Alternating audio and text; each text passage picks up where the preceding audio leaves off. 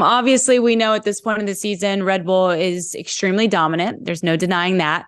A lot of drivers were asked questions about overtaking or the lack thereof, shortening of DRS zones, how bad the cars are at actually racing one another. And Lewis Hamilton was the latest to kind of sound off on this. And, he said, it's just unfortunate that we still see the same sorts of gaps between teams. I don't know what the solution is for the future, but I think we're going to have to continue to adapt these regulations moving forward. Otherwise, it could be the same as it is now for years or until 2026. Lawrence, what did you make of the conversation Lewis had? Yeah, so there's two different arguments here, which I think have got slightly confused both in the media and probably among the drivers as well. Is one is, can cars overtake as well as they should be able to? We had a regulation change in 2022 to allow the cars to race each other more closely. And this year, it seems like there's been a slight step back compared to last year. So there's a bit of disappointment about these new regulations. Have they really done what was needed to improve wheel-to-wheel racing? But on top of that, the other thing they've introduced is this new period of Red Bull domination. Now we've seen domination in Formula One again and again. We saw Ferrari in the early 2000s, Red Bull in the early 2010s, then Mercedes for a long period, 2014 to 2020. So that's nothing new, but there's this kind of concern that these regulations are basically set up Red Bull to go and win and win and win. And inevitably, if one team is winning all the time, especially if there's a dominant driver within that team, you don't end up with a championship going down to the final race. And, it's just not as exciting to watch. So, what's the issue here? And really, I think there is a problem that Red Bull have got this far ahead so early in the regulation cycle, but it's no one's fault really, other than the teams that didn't do a good enough job. And so should F1 start tinkering and getting involved, or the FIA get involved to change the regulations to bring the field closer? Probably not. And the other danger is that, regulation changes rarely bring the field closer together.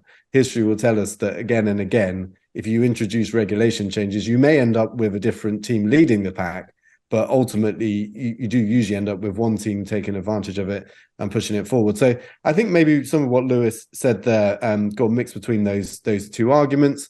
And he also said, about tweaking the regulations to bring it closer together. Well, it's not just the technical regulations. It's not just the cars that are used to do that. One thing is the budget cap that's been introduced and is meant to be giving the teams a more level playing field. Of course, that can also lock in advantages. But the other thing is the aerodynamic testing regulations that we have now, or restrictions that we have now, that basically give more wind tunnel time to teams further down the order so that they can catch up, they can develop more in the wind tunnel, they have more time and flexibility to do that, and therefore they can make steps forward. Now, while Red Bull had some limitations last year, they have an even bigger limitation this year, partly because they broke the budget cap, but also because they were champions at the end of the year. And so I think we have to wait and see how much that really does impact Red Bull's ability to develop.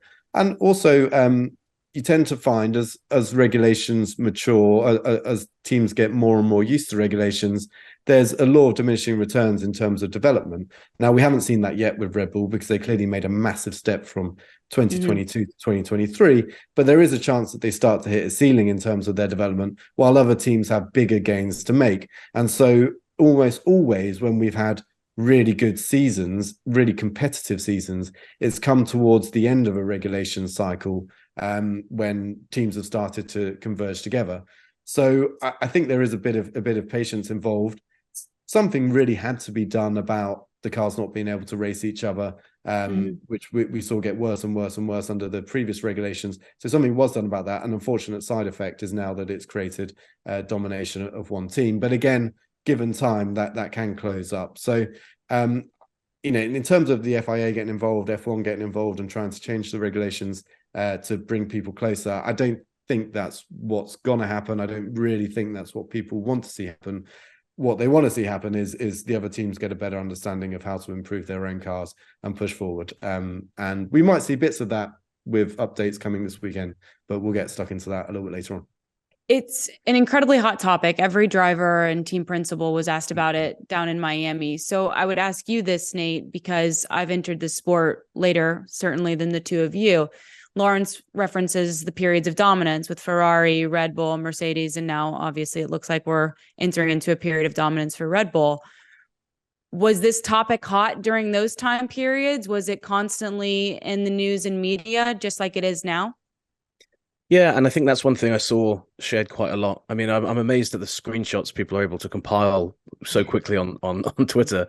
But people had found, Christian Horner, and I can remember him saying it. I think I've mentioned before, my first season covering Formula One was 2014, and obviously that season Mercedes were light years ahead of everyone else. And again, like Lawrence said, they had done a better job than everyone else. Everyone else had been, kind of caught lacking. And Christian Horner consistently at that point would say, look, this is terrible for Formula One. They need to change the rules and let people catch up because it's going to take us years to catch up. And he was actually right in that instance. It did take Red Bull quite a long time. I remember back when Schumacher was dominating, it was the same thing. It was like, this guy's killing Formula One. They need to change the rules. They did. The rules did change, and Ferrari were kind of like, well, this has been done to pull us back to the rest. There was stuff with the tires, etc. But I mean, I think it's part and parcel. Certainly, as long as I've been covering it, the team out in front is the one that everyone says, well, we need to stop these guys from winning everything because at the moment they're too far ahead. So it does seem to follow a cycle. And yeah, I think everything Lawrence said is spot on. I think the most worrying thing would be if it did take until 2026 and Max was that dominant. But at the same time, if you're a Mercedes fan, Mercedes had those 3 years, 2014, 15 and 16, where they were pretty much unmatched out in front, and they certainly didn't complain at the time. It was the rest of the field that did. And you can't, after a while you just start playing whack-a-mole a little bit. I'm not sure if that is the right term in America, but like it's a circus when they keep popping up. Because you think you've solved one problem and then you create 3 or 4 more by what through doing that. So yeah, I can't see it happening. And hopefully eventually 2021, we'd had stable-ish regulations for a few years, and then that's what we got at the end of that. It took a long time to get there, and the problem was, in hindsight, you're looking at it now, was that immediately following that was a rule change. You wonder what would have happened had we had a few more years of that, of the cars as they were, Max and Lewis being so close together. So yeah, it's not always the answer. Whack-a-mole, good analogy. I dig it. It sounded way too English to be. No, it's a good one. Use, but I'm glad it's traveled across the pond. Yes, it has. It has. Thanks for watching ESPN on YouTube, and for more sports highlights and analysis, be sure to download the ESPN app, and for premium content plus live streaming, make sure to subscribe to ESPN Player.